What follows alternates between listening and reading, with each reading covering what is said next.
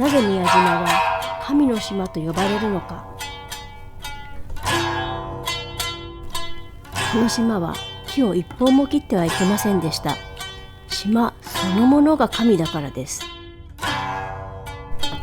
広島の宮島、この島は1400年もの間、神の島と呼ばれてきました。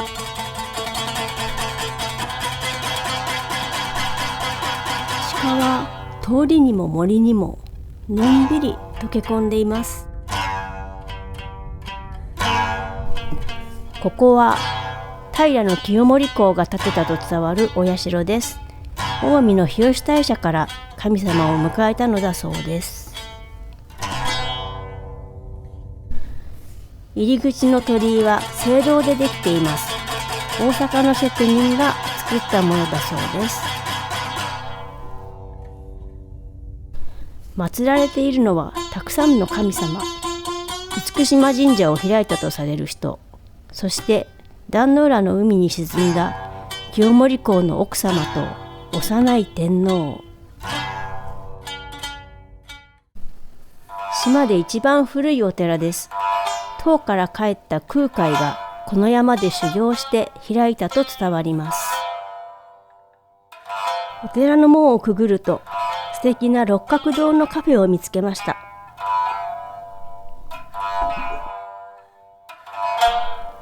抹茶を一服、地元の皆さんととっておきのお話。階段の手すりに並ぶのはマニ車。一つ回すとお経を一巻読んだことになると言われます。見上げるほどの烏天狗、この山の守り神に仕えるものとされています。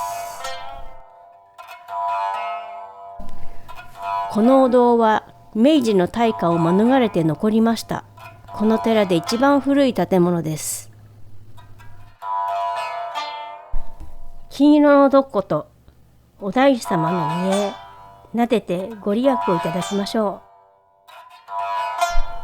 う。この寺は天皇の命によるお祈りの場とされてきました。明治天皇が宮島に来られた時は宿にもなったそうです。豊臣秀吉公も立ち寄ってこの寺で茶会を開いたと伝わります。ここに祀られているのは秀吉公が朝鮮へ渡る軍船の守り仏として海の安全を祈った仏様です。旅人は昔宮島の砂を持って旅立ち、無事に帰ると返しに来たそうです。高台の茶屋から海に浮かぶ大鳥居が見下ろせます。社殿はなぜ海の上にあるのか。島そのものが神だから、その上に柱を立てるのをはばかった。そう伝えられています。昭和天皇もここから島を展望されたそうです。宮島信仰の現地を一望するロープウェイの空中散歩、瀬戸内海の絶景や原始林を楽しみます。備前原始林、ご神体の山だからと斧を入れずに守られてきました。瀬戸内海の島に残る貴重な原生の森です。大正の初め、ドイツの植物学者がこの森を訪ね、これほどのものを見たことがないと驚いたと伝わります。山道を一歩一歩慎重に、突然大きな岩が現れます。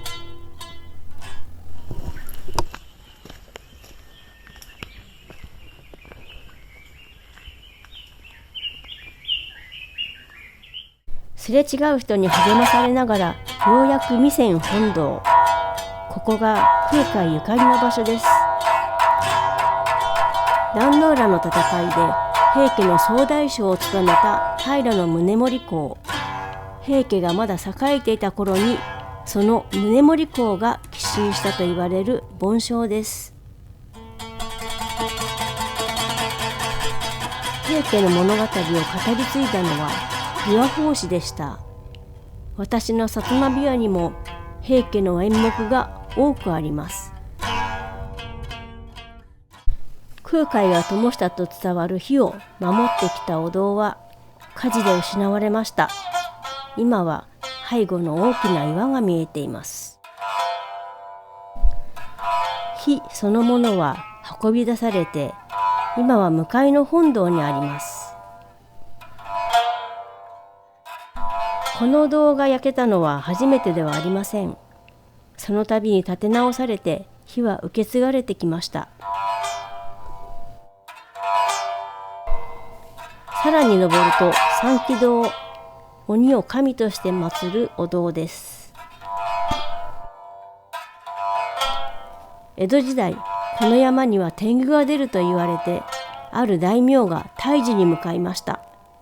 ところが厳島神社の神主が現れて天狗を説き伏せ、その大名は逆に立派なお堂を建てたと伝えられています。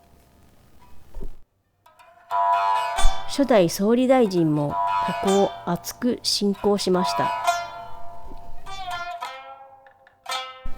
最後に神の山の上から瀬戸内の風景を目に焼き付けます。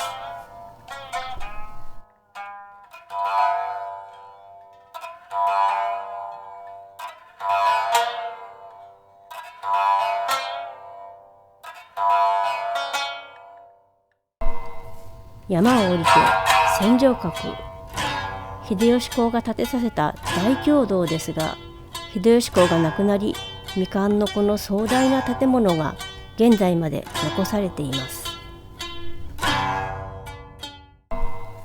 清盛公は神社を島ではなく海の上に建てました。宗盛公は山のお堂に鐘を納めました。秀吉公のお堂は未完のまま、天狗を退治しに来た大名は逆にお堂を建てて帰りました。天下人も天皇も総理大臣もこの島を従わせた人は一人もいません。皆崇拝する側に回りました。ここまで宮島がなぜ神聖な島なのか解き明かしてきました。奇跡の原始の森がその答えを見せてくれました。その景色を琵琶に乗せて